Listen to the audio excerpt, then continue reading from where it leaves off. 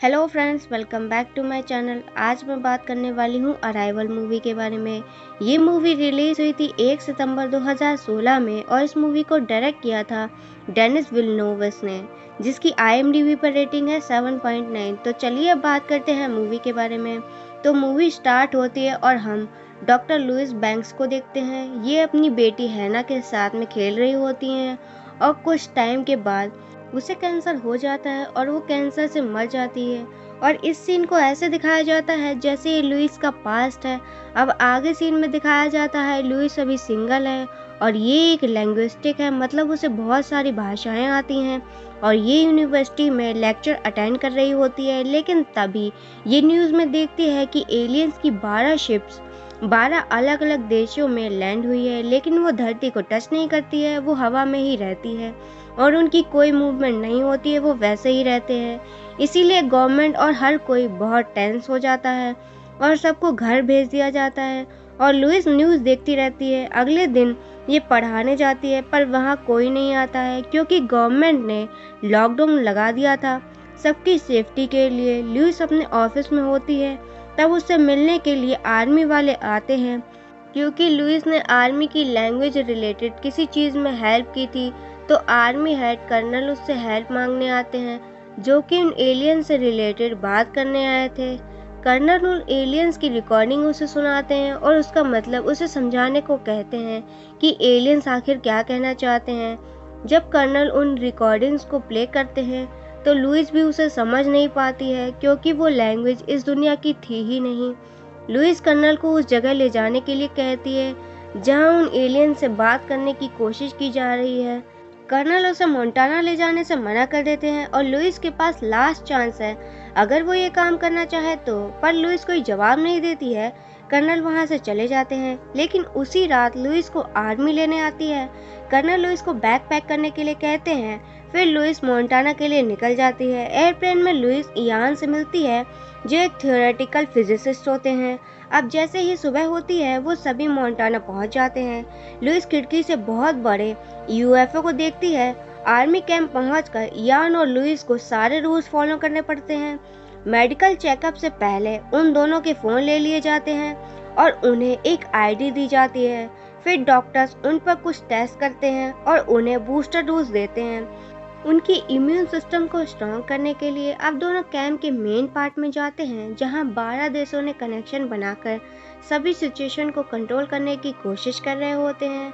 Australia का representative बताता है कि UFO के अंदर ग्रेविटी और एयर बहुत ही अलग तरीके से काम करती है और अंदर जाते ही उन्हें 2 घंटे का समय मिलता है।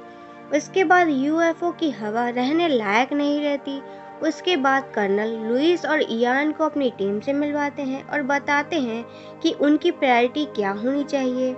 उसके बाद सब हैजमैन सूट पहनकर UFO के अंदर जाने की तैयारी करते हैं।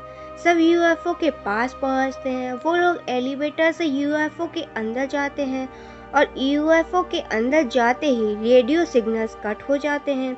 अंदर ग्रेविटी भी अर्थ से अलग होती है। सभी लोग एक वाइड विंडो की तरफ बढ़ते हैं एलियन से बात करने के लिए। फिर उसी वाइट फॉग से 2 एलियंस आते हैं जो अपनी लैंग्वेज में बात कर रहे होते हैं। लुइस पहले तो इन एलियंस को देखकर डर जाती है। कर्नल उन्हें कहते हैं कि वो जो कह रहे हैं उसे ट्रांसलेट करने को। अब टीम वापस बेस में पहुंचती है। लुइस पूछती है क्या मुझे निकाल दिया गया है। कर्नल लुइस को बोलता है कोई तरीका ढूंढने को जिससे एलियन से बात की जा सके। कुछ सोल्जर न्यूज़ में देखते हैं कि एलियंस के दुनिया में आने से हड़कंप मच गया है। लुइस और इयान वापस से UFO के अंदर जाते हैं। लुइस इस बार अपने साथ व्हाइट बोर्ड लेकर जाती है। वो बोर्ड में ह्यूमन लिखती है। वो सोचती है शायद एलियंस इसे समझ लेंगे, पर दोनों एलियंस गायब हो जाते हैं और दोनों फिर से लौटते हैं। वो अपनी ही लैंग्वेज में लुइस से बात करते हैं। वो लुइस को 2 सिंबल्स दिखाते हैं। उसके बाद लुइस कैंप में वापस लौटती है जहां कर्नल लुइस को कहता है कि अपना प्लान जल्दी से रेडी करने को और उसे पहले डिस्कस करने को। तब लुइस एक थ्योरी बताती है। वो कहती है कि हम जल्दी के चक्कर में एलियंस को गलत समझ लेंगे, इसीलिए थोड़ा टाइम तो लगेगा। लुइस इयान के पास में जाती है जो अपने कलीग से बात कर रहा होता है। एजेंट हार्पर लुइस को बताते हैं कि चाइना का एलियन से बात करने का तरीका हमसे बिल्कुल अलग है। कर्नल लुइस से मिलता है। लुइस कर्नल को वोकैबुलरी लिस्ट देती है, पर कर्नल देखता है कि इसमें कुछ सिंपल वर्ड्स लिखे हुए होते हैं जैसे कि ईट एंड वॉक। पर लुइस कर्नल को समझाती है कि क्वेश्चन पूछने से पहले हमें एलियंस के क्वेश्चन में हर एक वर्ड का मतलब पहले समझना होगा। अंदर जाकर लुइस बोर्ड पर अपना नाम लिखती है और एलियंस भी कुछ उसे सिंबल्स बनाकर दिखाते हैं अपनी लैंग्वेज में। लुइस फिर अपना हैजमैन सूट उतार देती है। वो कहती है कि एलियंस को देखना होगा कि ह्यूमंस दिखते कैसे हैं। सोल्जर्स डरते हैं रेडिएशन की वजह से, पर लुइस को कुछ भी नहीं होता है और इयान भी ये देखकर उसे नहीं रोकता। वो स्क्रीन की तरफ बढ़ती है। एलियंस भी आगे बढ़ते हैं। वो विंडो पर अपना हाथ रखती है। एलियंस भी अपना हाथ विंडो पर रखता है और वो अपना नाम फिर से दिखाती है। वो एलियन फिर से एक सिंबल दिखाता है। अब कम्युनिकेशन आगे बढ़ता देख इयान भी अपना सूट उतार देता है और अपना नाम बताता है। बदले में एलियंस 2 सिंबल देते हैं। लुइस सोचती है कि ये उनके नाम है। फिर पूरी टीम बेस कैंप पहुंचती है। लुइस को कुछ विजन्स आने लगते हैं एक बच्ची के। डॉक्टर उससे कहते हैं कि तुम खुद को खतरे में डाल दोगी यूएफओ में अपना सूट उतारकर। पर कर्नल और एजेंट हार्पर रिस्क लेने को तैयार हैं क्योंकि लुइस थोड़ा तो कामयाब हुई है एलियन से बात करने में। फिर लुइस अपने ट्रांसलेशन पे काम करती है। फिर उसे उसी बच्ची के विजन्स आते हैं। लुइस इन विजन से बहुत कंफ्यूज है। कुछ महीनों के बाद एलियन से बात करने पर यह पता चलता है कि उसके यूएफओ से कोई कचरा जैसे कि रेडिएंस, साउंड, लाइट एमिट नहीं होता, यानी कि एलियंस अर्थ को नुकसान नहीं पहुंचा रहे। और अगर 12 यूएफओ एक दूसरे से बात भी करते हैं तो उन्हें कोई भी ह्यूमन डिटेक्ट नहीं कर पा रहा। हालांकि एक्सपर्ट को ये नहीं पता कि एलियंस जहां लैंड हुए हैं वहां लैंड क्यों हुए हैं। अब लुइस ही है जो थोड़ा बहुत प्रोग्रेस दिखा रही है। उसे लगता है एलियंस जो कहते हैं और जो लिखते हैं उसमें कोई रिलेशन नहीं है। एलियंस की लैंग्वेज फ्री ऑफ टाइम है। इसमें कोई फॉरवर्ड और बैकवर्ड कनेक्शन नहीं है, हमारी लैंग्वेज की तरह है। लुइस को एलियंस का सवाल समझने और उसका जवाब देने में महीनों का टाइम लगता है। तो वही पूरी दुनिया पागल हो रही है। सब जगह प्रोटेस्ट चल रहे हैं, दंगे हो रहे हैं क्योंकि एक एलियन की फोटो वायरल हो गया था। लुइस अपने ट्रांसलेशन पे काम करती है और उसे फिर से उसी बच्ची के विजन आने लगते हैं और विजन में वो बच्ची लुइस को कुछ ड्राइंग सिखाती है जिसमें उसके पेरेंट्स एक एनिमल से बात कर रहे होते हैं और दोनों लुइस के डिवोर्स के बारे में भी बात करते हैं। तभी इयन पूछता है क्या तुम ठीक हो। ये तो लुइस को भी नहीं पता था कि उसके साथ क्या हो रहा है। लुइस बाहर जाती है और उस बच्ची के साथ बिताए हुए टाइम को याद करती है। फिर लुइस इयान से बात करती है कि दूसरी लैंग्वेज सीखने से खुद के सोचने का तरीका बदल जाता है। इयान सोचता है शायद लुइस अब एलियंस की लैंग्वेज में सपना देखती है जो कि फ्री ऑफ टाइम होता है। अगले दिन कर्नल कहता है कि चाइना के जनरल शेंग लाइव फील्ड में क्या कह रहे हैं। चाइना का ट्रांसलेटर एलियन से बात करने के बाद मतलब निकालता है यूज वेपन। फिर सभी देश जो यूएस के साथ में मिलकर काम कर रहे होते हैं वो धीरे धीरे चाइना से सहमत होकर 12 यूएफओ से निपटने की अलग प्लानिंग करते हैं। कर्नल लुइस को बताता है कि चाइना और रशिया अपने फोर्सेस को रेडी कर रहे हैं और वो किसी चीज़ की शुरुआत करने वाले हैं, इसीलिए टाइम आ चुका है लुइस को मेन सवाल एलियन से पूछने का। लुइस, इयान और पूरी टीम यूएफओ के अंदर जाते हैं और अपने सवाल एलियंस की लैंग्वेज में प्रेजेंट करते हैं। एलियंस इसका जवाब देता है ऑफर वेपन। अब वेपन का मतलब कर्नल ये लगाता है कि एलियन उन पर हमला करने वाले हैं, पर इयान और लुइस एलियन के बचाव में कहते हैं कि उन्हें शायद ठीक से नहीं पता कि वेपन और टूल में क्या अंतर होता है, इसीलिए इस इंटेंशन को समझने के लिए उन्हें एलियन से फिर से बात करनी होगी। तब चाइना और रशिया कम्युनिकेशन कट कर देते हैं और उन्होंने ऑर्डर दिया होता है कि अपना भी कम्युनिकेशन बंद कर दिया जाए। कर्नल लुइस को कहता है जल्दी से ये पता करने के लिए कि एलियंस यहाँ क्या करने आए हैं, इससे पहले कि कोई दुर्घटना हो जाए। अब सारे कंट्रीज धीरे धीरे अपने कम्युनिकेशन डिस्कनेक्ट कर देते हैं। फिर न्यूज़ में दिखाया जाता है कि जनरल शेंग को लगता है कि एलियंस ह्यूमैनिटी को एक दूसरे के खिलाफ करना चाहते हैं, इसीलिए उन्हें एलियंस को रोकने के लिए कुछ करना होगा। अब इयान और लुइस और सोल्जर शिप के अंदर जाने के लिए रेडी होते हैं और एक बड़े से बॉक्स को अंदर लेकर जाते हैं। अंदर जाने पर पता चलता है कि ये एक बम है। एलियन सेंस कर लेते हैं कि कुछ तो गड़बड़ है। इयान और लुइस अंदर जाते हैं और लुइस एलियन से बात करना स्टार्ट करती है। कर्नल देखता है कि शिप से कोई रिस्पॉन्ड नहीं आ रहा, इसीलिए अपनी सिक्योरिटी को यूएफओ के पास भेजता है। लुइस और इयान एलियन से पूछते हैं कि ऑफर वेपन का मतलब क्या है।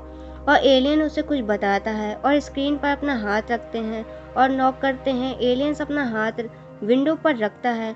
लुइस सोचती है कि एलियन चाहता है कि लुइस स्क्रीन पर लिखे, और जैसे ही वो स्क्रीन को टच करती है उसे फिर से उसी बच्ची के विजन आने लगते हैं और वो एलियन लुइस को अपनी लैंग्वेज सिखाते हैं। अब बम का टाइम खत्म होने वाला था और यूएफओ के बाहर गन की आवाज़ सुनने को मिलती है। अब सिर्फ 10 सेकंड बचे थे और एलियंस स्क्रीन पर जोर से टैप करते हैं और लुइस और इयान को शिप के दूसरे हिस्से में बंद कर देते हैं और बम ब्लास्ट हो जाता है। यानी एलियन ने लुइस और इयान को बचा लिया। लुइस को कैंप में होश आता है और वो बाहर अलार्म बजते हुए सुनती है और डॉक्टर लुइस को बताता है कि उसके साथ शिप में क्या हुआ और उसे अब कैंप को खाली करना है। इयान और कर्नल शिप की फुटेज को देखते हैं और लुइस वहां पर आती है और कहती है कि हमें यहाँ से नहीं जाना चाहिए। उन्हें एलियंस को बताना होगा कि उनके साथ क्या हुआ और जब तक एलियंस यहाँ पर हैं हमें भी वहाँ रहना ही होगा।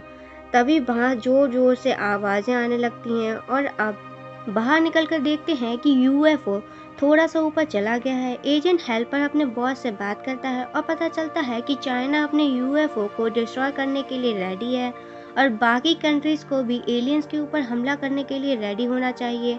अब न्यूज़ में भी यही दिखाया जाता है कि जनरल शेंग एलियंस को 24 घंटे का टाइम दिया है अर्थ को छोड़ के जाने के लिए, नहीं तो उन पर हमला होगा। अब सारी कंट्रीज चाइना के साथ सहमत होते हैं। लुइस और इयान अपने लास्ट सेशन के फुटेज को देख रहे होते हैं। लुइस को फिर से उसी बच्ची का विजन आता है। वो लुइस से एक टर्म के बारे में पूछती है। लुइस को होश आता है। इयान लुइस को बताता है कि उन्हें एलियंस के सिंबल से जो डेटा मिला है ये सिर्फ 1/12 पार्ट है। दोनों कर्नल और FBI एजेंट बताते हैं कि हमें 12 कंट्रीज के साथ मिलकर काम करना चाहिए, ये जानने के लिए कि एलियंस आखिर चाहते क्या हैं। हेल्पर मना करता है क्योंकि रशिया ने भी अपने टॉप साइंटिस्ट को मार दिया जिन्होंने भी यही कहा था मैंने बिकम वन।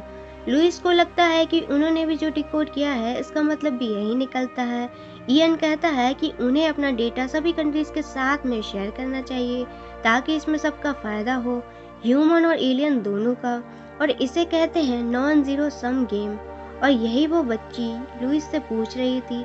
अब लुइस फिर से कुछ विजन देखती है और वो बाहर चली जाती है और देखती है कि एलियंस ने यूएफओ से एक शटल भेजा है लुइस को लेने के लिए। लुइस उसके अंदर जाती है, शटल में फॉग भर जाती है और वो शिप में होती है।